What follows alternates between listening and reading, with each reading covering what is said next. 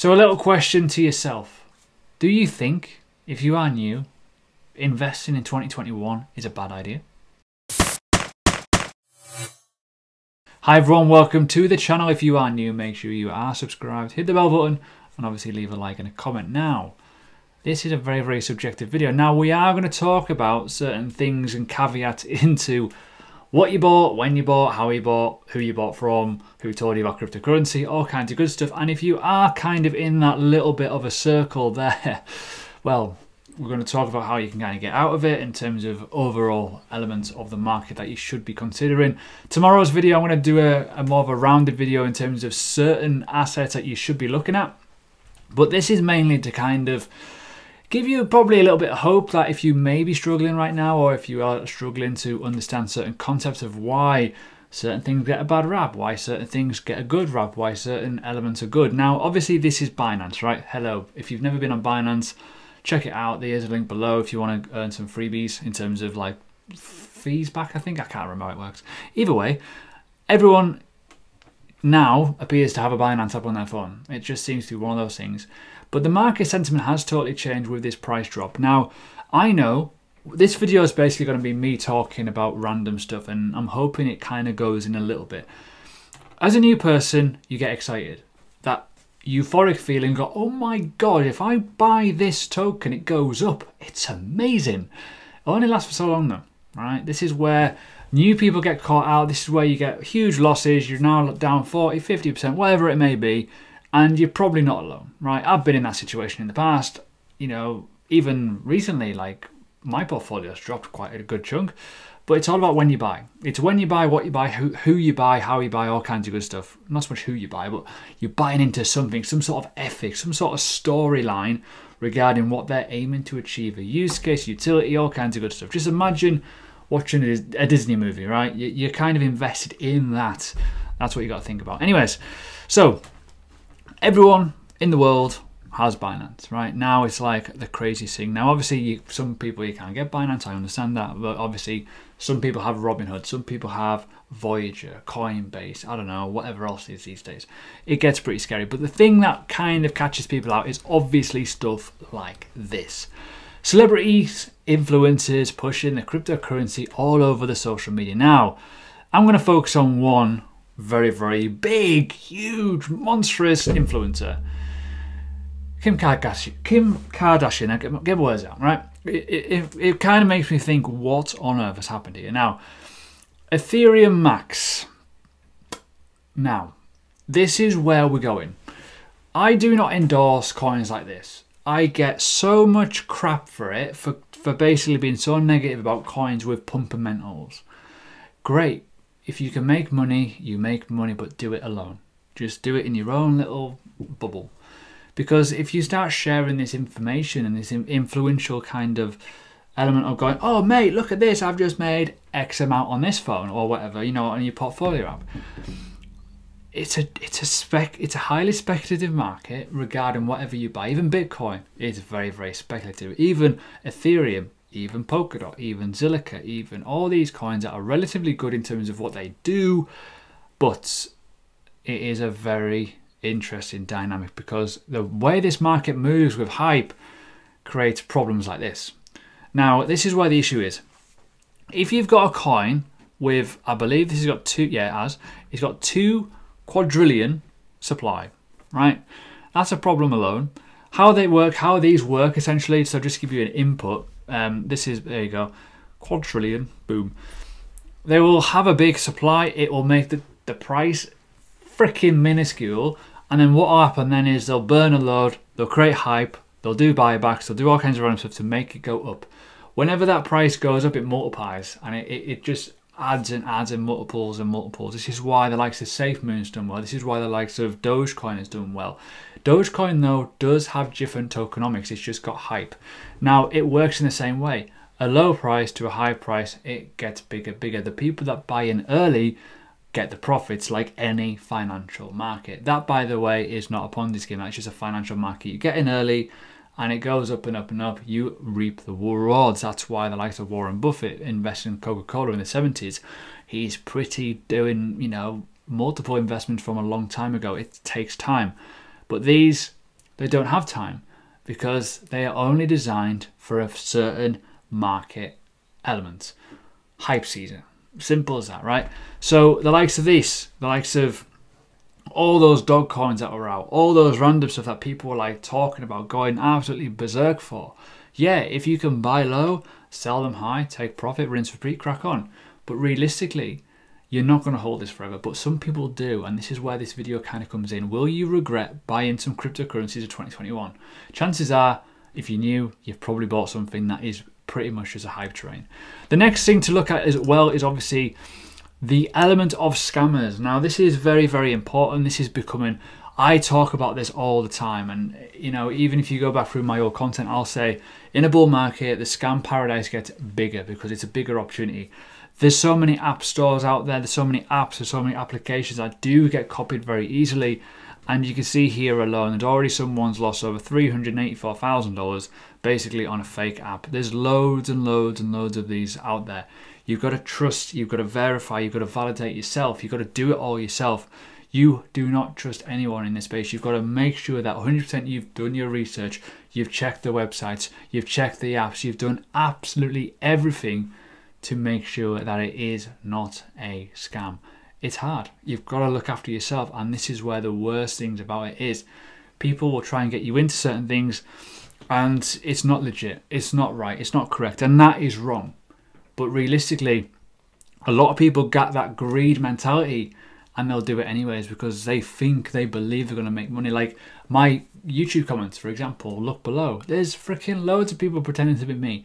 I have impersonations on Instagram. I don't use it anymore. I've given up with it.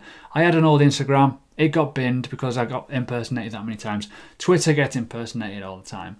You know, my Facebook, my company Facebook gets impersonated all the time. It's unbelievable. And people, sadly, believe it. And that's the worst thing about it. And that's the worst thing about myself, other people in the space. Trusting. If people feel it's me, looks like it's me, well, that's a problem. Moving on to the next bit is obviously we're going to talk about coins and, you know, publications. This is very, very common. I myself did content like this to try and see if it would work. It doesn't really work on my channel that much. Realistically, they do help. You know, if people want to learn, if people want to understand what to buy, but fundamentally you need to kind of research what you're kind of buying. But there's loads of coins like the a load of videos like this, and they all say the same sort of thing. They're all saying the same sort of huge, pumpy sort of like, realistically like unbelievable thumbnails, which realistically is not really that, you know, exciting in my eyes. I don't tend to use those sort of thumbnails. I tend to use the obvious kind of stuff like that, basically what I kind of go for. Whereas realistically, if you're promising huge amount of money, it's like 100x in so much time, something that's going to go to a crazy level very, very quickly, well, chances are you're going to get the wrong crowd, and that wrong crowd will then buy into something that's a wrong idea, and that's always bad. So on to the partnership of this video, BlockFi. I've been using these for a long, long time. If you do use a link below, you do get some free crypto. Now, how this works is basically the borrowing and supplying market of, you know, this company, the DeFi side of it. Now, they have credit cards. The credit card gives you 1.5% back on all transfers. Now, the ultimate thing with this is you can just supply. You don't have to borrow. You can borrow if you want to, really, really good rates. But realistically, if you've got some cryptocurrency that you are willing to put away and you want to get interest on it, well, you're going to get much better interest using this than you would in your normal bank. You'll get much better rate if you wanted to borrow as well. And also, if you were looking to use their credit card, guess what? Bigger. You're not going to compete with that, are you? 1.5% back on, you know, your credit card usage. Crazy. You're never going to get better air miles. You're never going to get better American Express sort of rewards off that, realistically, are you? So yeah, check out the link below. So moving on to kind of how to get out of this kind of mess that you may be finding yourself in. Now, if you are someone that has firstly introduced yourself back into the space or done whatever, and you've bought, let's just be honest here, you've bought up here. You've been buying cryptocurrency since, what's the date there? Bear with me. About May time. Say from the 1st of May, you're still here, you're doing all right, but you're kind of in pain. You're like, I've lost all my money. You need to be very, very careful, right? This is where you need to kind of structurally kind of sort your portfolio out. One, big thing that does help: have less coins. Have a lot less. Don't have 25 coins. Don't go on Binance and go on everything and go buy, right? Don't do that. What you need is less but good, solid stuff. Now, tomorrow's video, I'm going to talk about this in more detail in terms of what you can kind of look at. But realistically, if you've got less coins and you've got more of them, you can manage them easier than having 25 coins to kind of liquidate and move around. You also need to buy coins that have got a good long-term plan. Revenue models. A team that you can actually see and trust. A track record. Have they been around for a while, realistically? Now, the one thing that you need to do as well, sounds really silly, but you need to kind of buy as low as you possibly can to bring that dollar cost average down. If you've bought, let's just say, for example, I don't know, VeChain. VeChain's probably a solid coin. All the analysis there, which hasn't really played out realistically because it is in a downtrend. But when you start looking at this and kind of where it's been, well, if you've bought really high, fair enough, right? It's a good, solid project. Sometimes you may find that holding on to this for a long term might be absolutely fine.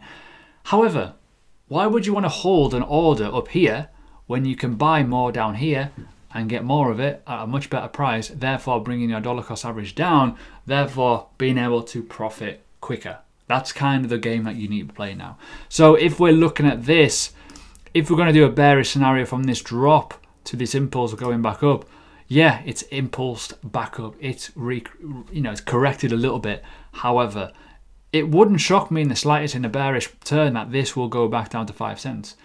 If you've probably bought VeChain, by the way, at like 20 cents and you're thinking 5 cents, oh my God, well, just buy some more, because the amount that you'll get down there versus what you would have bought anyways, nothing's changed. The only thing that has changed is the price. The fundamentals of this project are absolutely, totally fine. That's where the research comes in. If you are confident to make a decision when the market's going fluidly crazy fundamental season, you should be looking at buying solid assets when they're as low as possible. That is how you get out of it. So will you regret it? Well, maybe. Some people do. And I see it all the time. Working in the educational space of this industry, it's crazy. I see people come to me the start of a cycle, they're happy, and then all of a sudden, when they've not taken profit and the money goes down, they leave. And then they come back. They come back. They come back when the market's pumped again. I've seen loads of people do this. They'll buy Bitcoin low. They'll hold on to it for ages. It'll come down, it'll come down, it'll come down, it'll come down. And then they'll give up. And then they'll come back when Bitcoin's 50k again or whatever. So it's scary. But realistically, if you are only in this market when it's green candles, you're doing it wrong. You need to be looking when it's pretty much on the floor as much. It's like any market. Investing is about making money and buying low. So regretting it and being in the space, well, why are you here? There was obviously a reason why you're here. Well, you may need to kind of fine tune why you should be sticking around. Now, if you're looking at VeChain, just as an idea, by the way, if you're looking at this low to where this impulse has kind of been, yeah, we've pulled back quite nicely. But realistically, I think this is going to go lower. Personally, the only reason why I say that is because this is not looking very strong. Already, we're starting to, potential rejection. So if we're looking at this as a level right now, from this low to this bottom area, yeah, we may well correct back up. We may well test that moving average. But realistically, we've got this level here, all the way back down here, basically. Wow. 9 cents, possibly. We could go even lower where these wicks have been. Around 6 cents, but as I say, if you're looking where that kind of level has been, down there. So if you are in VeChain, just to kind of single this one out, and you're not buying, or you're not looking at buying down here where it could potentially fall down to, well, you kind of should be. By the way, not financial advice, that might not happen, but realistically, even if you bought up here and you've not added to your bag down here, well, that's kind of the problem that you're going to have. You will regret that if you are still sitting up there, and it may never ever, let's just put this point out there as well, it may never get to 20 cents again. But if you buy down here, it may well go to 16 cents. If it goes 16 cents, and guess what, and you bring your dollar cost average right down, you can get out of a hole, well, guess what, you're going to make yourself feel a lot better knowing that you can, because 20 cents or 25 cents, whatever, buy orders versus buying down at like 10 cents or even 9 cents or even 6 cents or even 5 cents, is totally different. It really is.